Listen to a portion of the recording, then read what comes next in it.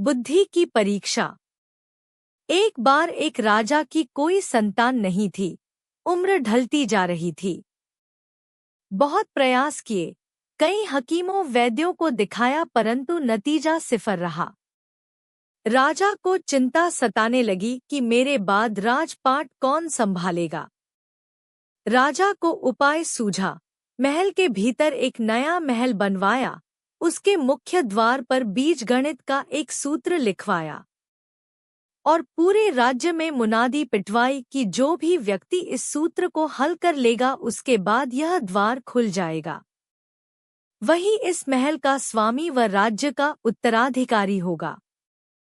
अब पूरे राज्य के बड़े बड़े गणितज्ञ विद्वान पहुंचने लगे, पर कोई भी उस सूत्र को हल नहीं कर सका।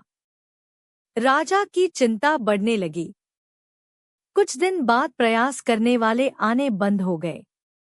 राजा ने पास के राज्यों में भी ढिंढोरा पिटवा दिया। प्रलोभन अच्छा था, बहुत से लोग आने लगे, पर किसी से भी सूत्र हल नहीं हुआ। धीरे धीरे लोग आने कम हो गए। एक दिन केवल 2 ही लोग पहुंचे, जिनमें से एक गणितज्ञ थे और एक साधारण युवक। युवक के जीर्ण शीर्ण वस्त्र देखकर द्वारपाल उसे क्रोधित हो भगाने लगे। तुमसे न हो सकेगा, जाओ। राजा की दृष्टि पड़ी तो युवक को रुकवाया गया। राजा बोले, पहले युवक को ही अवसर प्रदान किया जाए। युवक ने कहा कि पहले विद्वान व्यक्ति को ही अवसर दें। यदि इनसे न हो सका तब प्रयास करूंगा। राजा बोले, ठीक है, आप आसन ग्रहण करें। वह गणितज्ञ शाम ढलने तक प्रयास करता रहा, पर कुछ न हुआ। अब युवक को बुलाया गया।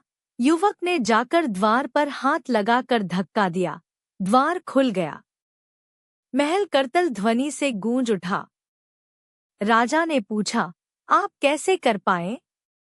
युवक ने कहा कि जब विद्वान व्यक्ति पूरे दिन जूझ रहे थे तब मुझे लगा कि यह भी हो सकता है कि ये कोई बीजगणित सूत्र नहीं हो एवं द्वार पर बुद्धि परखने के लिए लिखा गया हो। जीवन में कई बार हम सभी किसी समस्या से जूझते रहते हैं, जबकि वो कोई समस्या होती ही नहीं।